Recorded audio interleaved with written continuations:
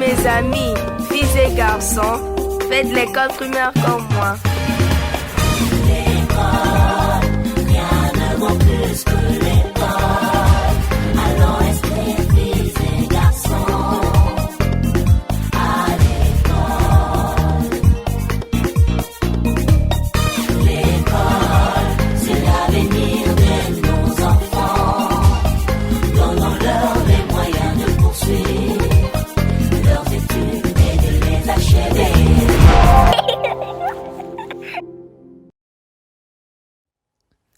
Bonjour chers parents, bonjour chers élèves.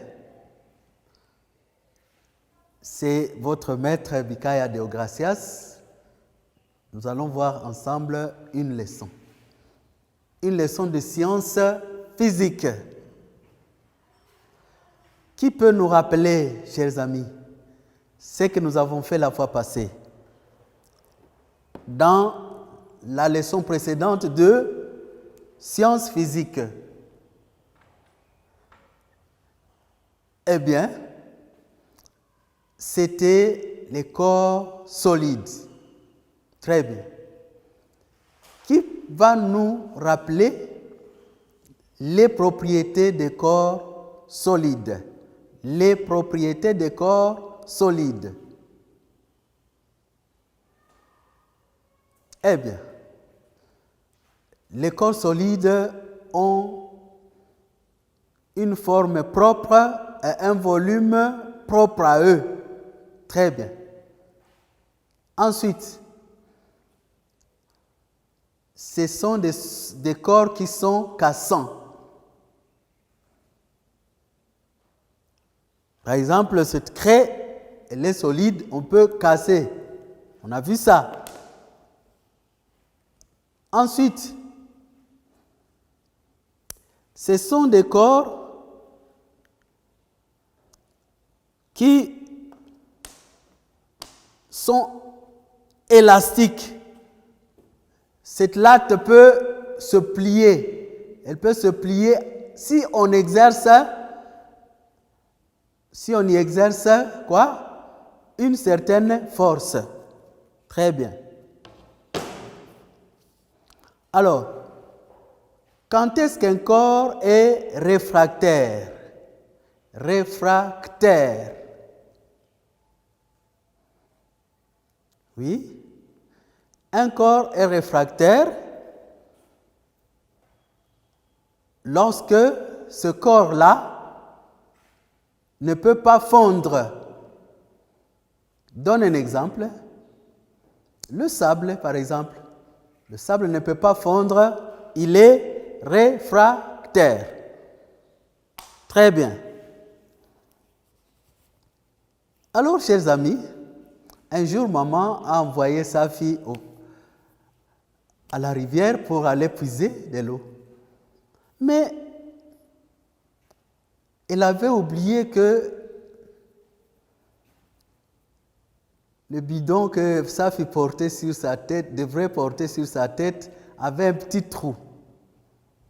Sa fille arrive à la rivière, elle puise de l'eau, elle met de l'eau, elle met son bidon sur la tête et rentre à la maison.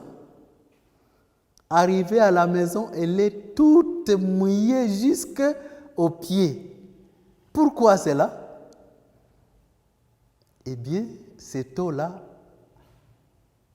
à travers le petit trou, coulait sur son corps.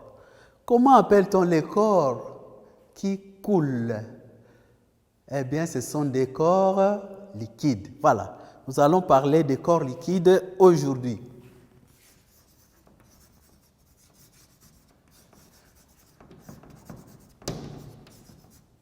Les corps liquides. Eh bien, chers amis, nous allons observer qu'est-ce qui se passe ici. Qu'est-ce qui se passe ici? Ici, j'ai une bouteille où il y a de l'eau. Eh bien, observons. nous avons ici une planche et qu'est-ce que je fais? Je verse un peu d'eau sur la planche et l'eau coule. Cette eau coule parce que l'eau est un liquide. Alors, nous dirons que la première propriété des corps liquides, les corps liquides coulent.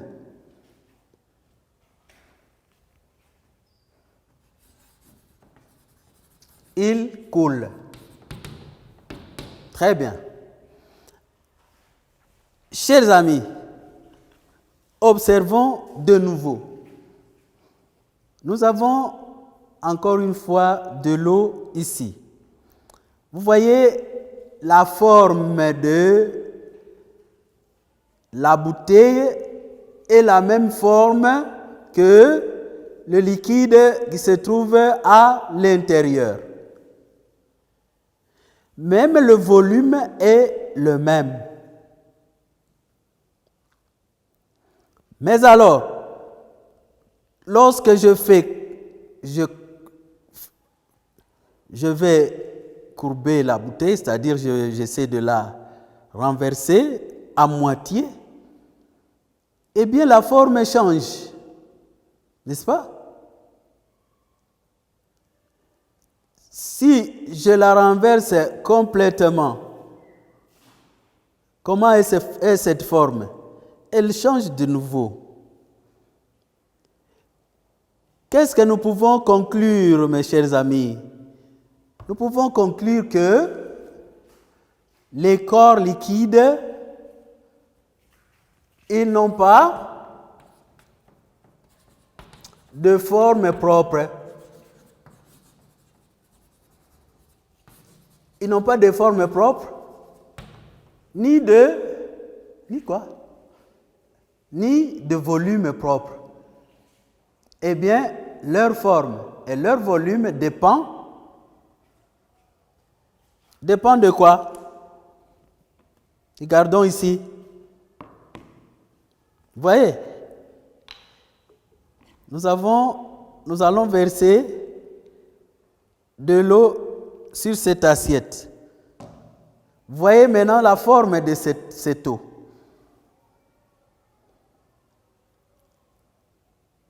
Eh bien, le corps liquide prend la forme du vase qui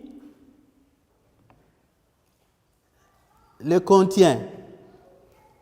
Et ici, qu'est-ce que nous avons? C'est aussi un corps liquide. Nous pouvons de nouveau verser.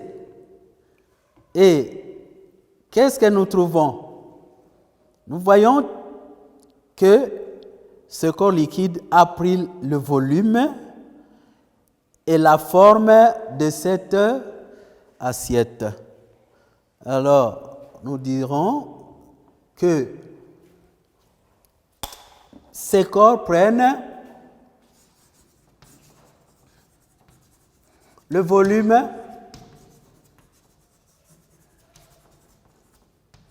et la forme du vase qui les contient. Du vase qui les contient. Nous voyons très bien que cette forme, c'est une autre forme. Ici, encore une autre. Et nous avons une autre forme ici et encore là-bas. Bien. Qu'est-ce qui se passe quand nous voyons ce liquide sur cette assiette là-bas? Regardez. Ce liquide est tranquille. Quelle est sa forme à ce moment-là? Eh bien, comment elle est sa surface? Sa surface est plane et horizontale. Donc, les liquides sont les liquides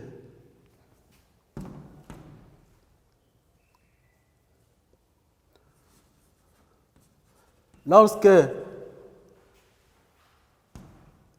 sont tranquilles,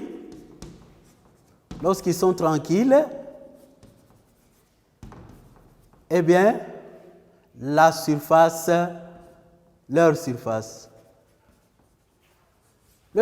est comment? Leur surface est horizontale. Leur surface est horizontale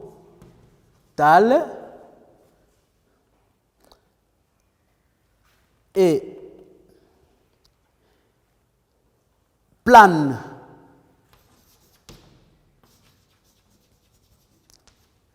Donc, lorsque les corps sont tranquilles, les corps solides, les corps liquides, leur forme est tranquille et horizontale. Très bien. Alors, chers amis, nous avons toujours des corps liquides. Regardez celui-là. Ici, nous avons un corps liquide. Il est capsulé. Alors, j'essaie d'exercer une pression, forte pression. Qu'est-ce qui arrive? Eh bien, qu'est-ce qui se passe? Non, ces liquides ne sont pas compressibles. Eh bien, les liquides, on ne peut pas les presser. C'est-à-dire, même si on les presse, elles ne peuvent pas être compressibles.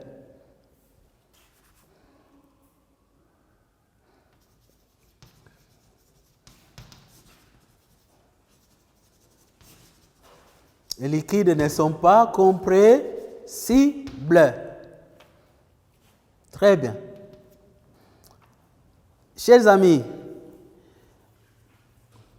nous sommes en train de parler de corps liquides. Il y a des corps liquides. Vous devez faire attention. Regardez, en observant ici, apparemment c'est un corps liquide. Mais est-ce qu'il est vraiment liquide? Vérifions. Nous avons dit que la grande propriété des corps liquides, les corps liquides sont... Qu'est-ce que nous avons dit? Les corps liquides coulent. Vérifiez. Regardez. Voyez.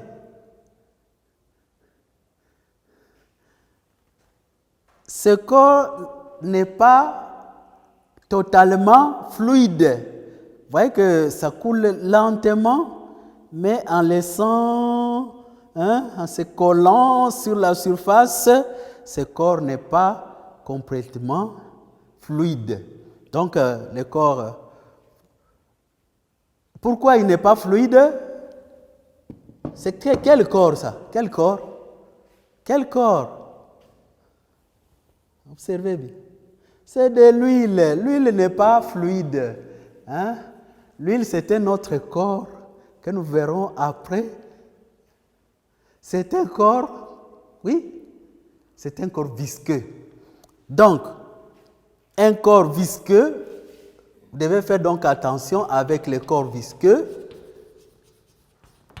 Les corps visqueux peuvent ressembler aux corps liquides, mais ce sont des corps qui adhèrent. Ils adhèrent à la surface. Vous voyez même que ça adhère à la surface. Ce ne sont pas des corps fluides, ce sont des corps gluants, ce sont des corps visqueux. Donc faites attention, nous verrons ça prochainement. Quelles sont les propriétés de ces corps-là qui semblent être liquides, mais apparemment ne se le sont pas. Nous savons que ces corps liquides, si on les met dans un endroit très froid, ils peuvent changer de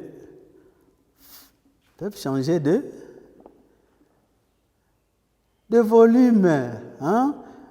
Si vous mettez cette bouteille dans le congélateur, elle est pleine d'eau, elle va gonfler, c'est-à-dire qu'elle deviendra solide. Vous voyez que les corps liquides peuvent aussi devenir solides quelquefois, pas tous les corps solides, pas tous les corps liquides. Certains corps peuvent devenir solides et en se refroidissant et par l'ébullition, ces corps peuvent devenir encore des corps gazeux. C'est-à-dire que ces corps liquides peuvent changer d'état. Qui peut nous rappeler ce que nous venons de dire, mes chers amis? C'était très facile parce que nous avons parlé des corps liquides et nous avons vu, nous avons parlé des propriétés des corps liquides. La grande propriété, les corps liquides sont fluides. Voilà, les corps liquides sont fluides. Les corps liquides sont fluides.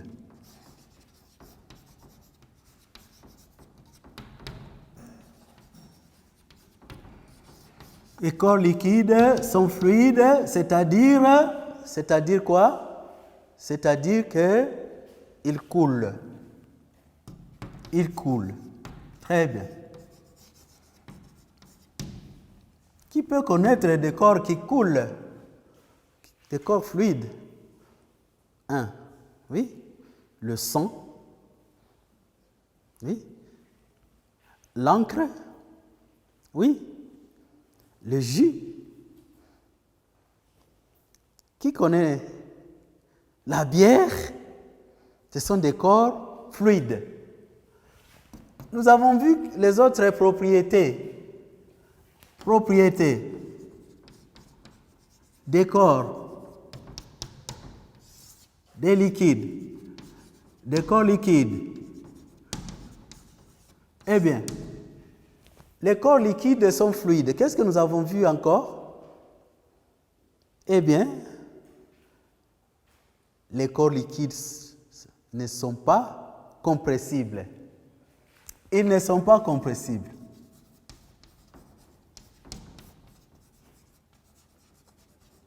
C'est-à-dire, en pressant ces corps, ils ne peuvent pas s'agglutiner. Encore, quelle autre propriété? Les corps liquides, ils n'ont pas de forme propre, très bien. Ils n'ont pas de forme propre. Ils n'ont pas de forme propre. De forme, et quoi encore? Et de volume. Voilà. Et de volume propre. Pourquoi on dit propre?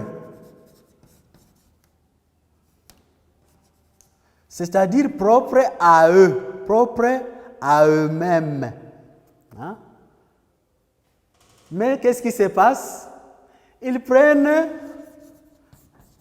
la forme et le volume de quoi? Du vase qui les contiennent.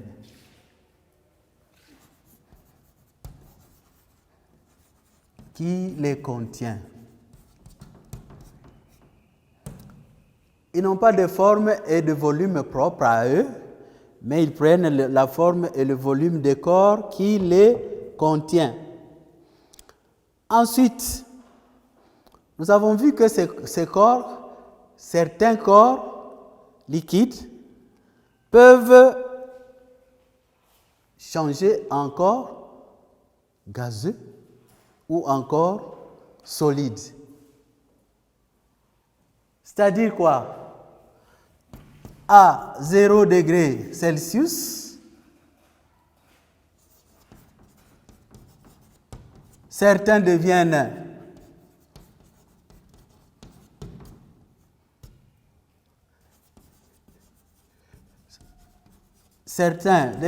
solides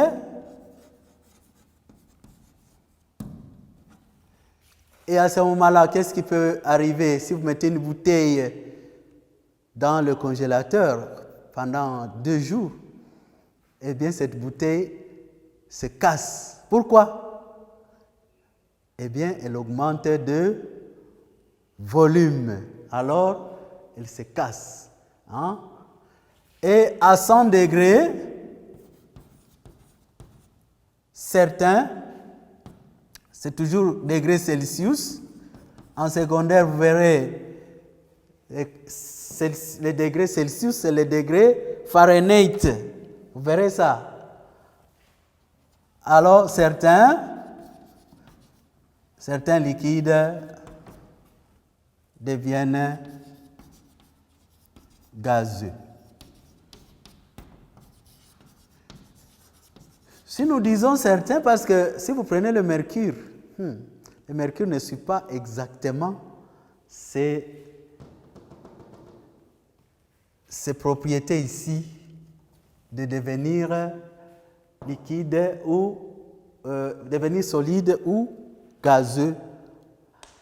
Eh bien, chers amis, je sais que vous avez bien suivi. Vous allez répondre à quelques questions que nous allons vous poser et citer 5 corps liquides.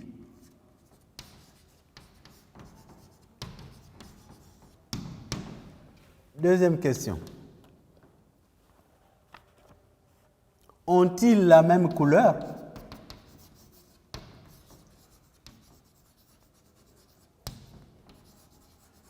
Ont-ils la même couleur et la même forme?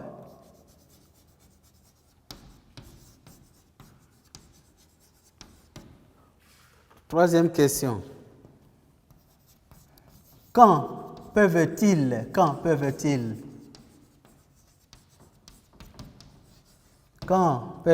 changer de forme? Quand peuvent-ils changer de forme?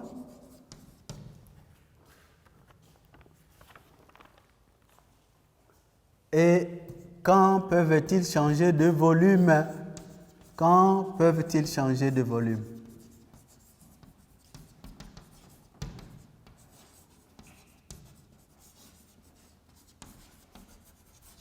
Quand peuvent-ils changer de volume? J'espère que vous avez déjà travaillé.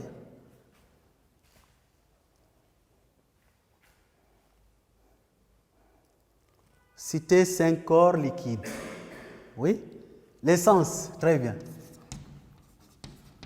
L'essence. Tu as écrit? Le mazout, très bien.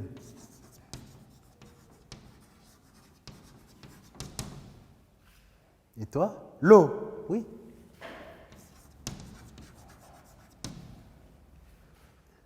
Oui? Le jus, très bien.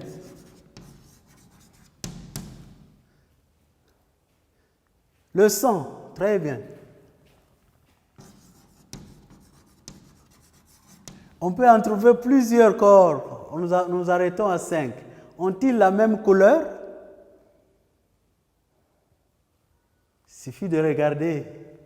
Est-ce que l'eau et le jus ont la même couleur? Non. La même forme. Oui. Ils prennent la forme du vase qui les contient. Ils prennent la forme du vase.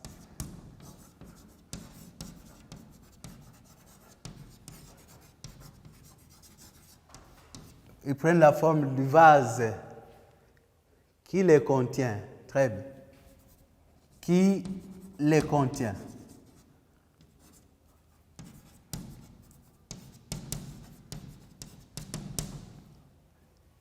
Quand peuvent-ils changer de forme?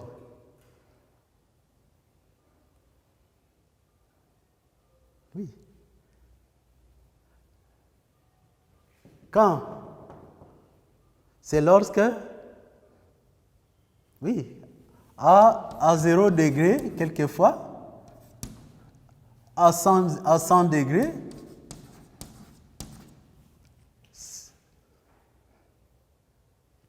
Ou si on change de vase, changer de vase.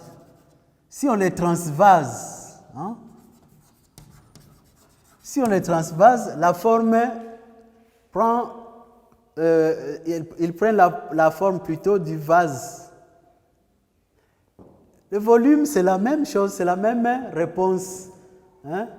On a vu que l'eau à 0 degré, à 100 degrés, le volume change. Donc, à 0 degré ou à 100 degrés, par exemple, eh bien, certains liquides peuvent changer de volume.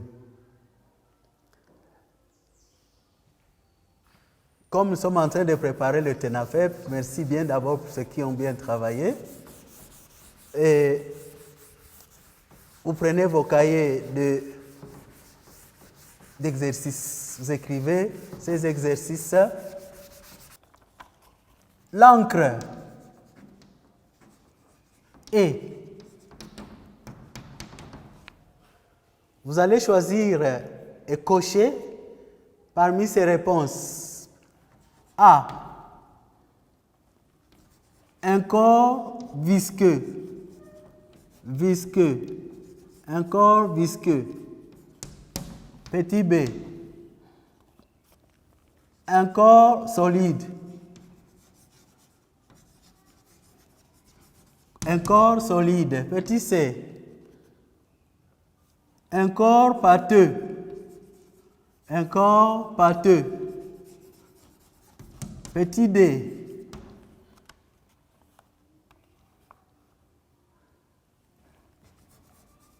Un corps gazeux.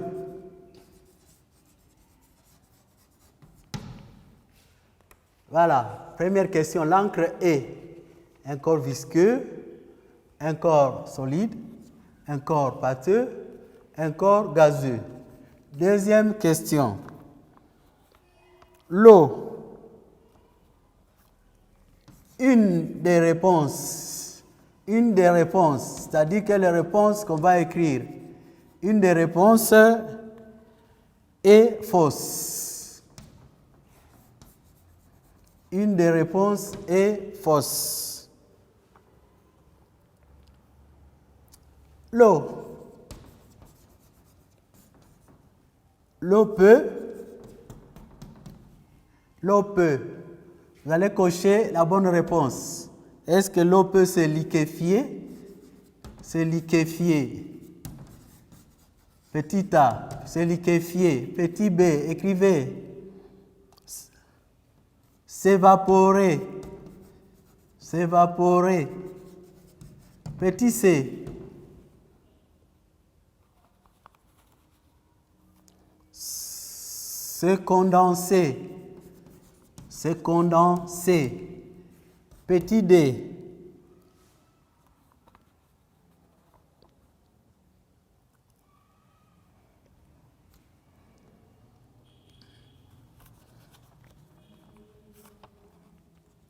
Devenir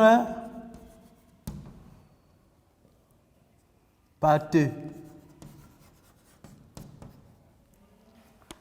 Troisième question.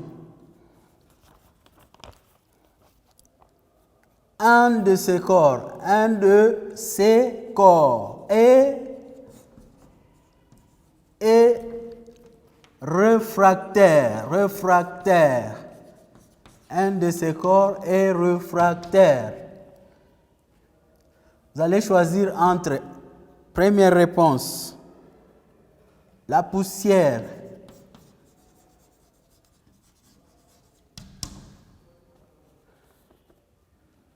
le sable,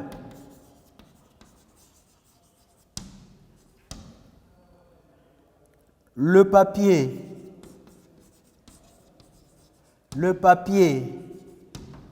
D, l'huile, Et enfin, quatrième question. Si je vais répéter la troisième question, un de ces corps est réfractaire. Vous allez choisir entre la poussière, le sable, le papier et l'huile. Et enfin,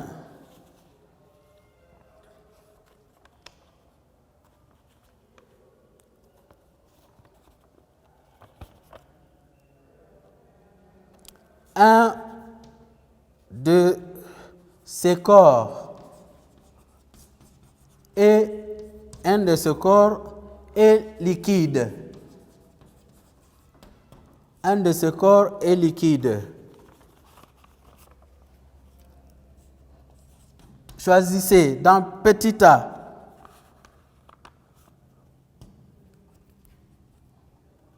La boue.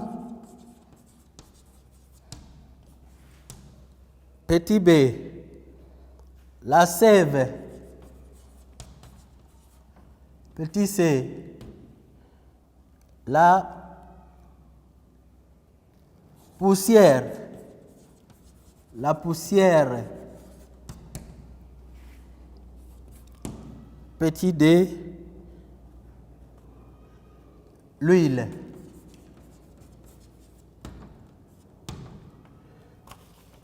Un de ces corps est liquide, la boue, la sève, la poussière, l'huile.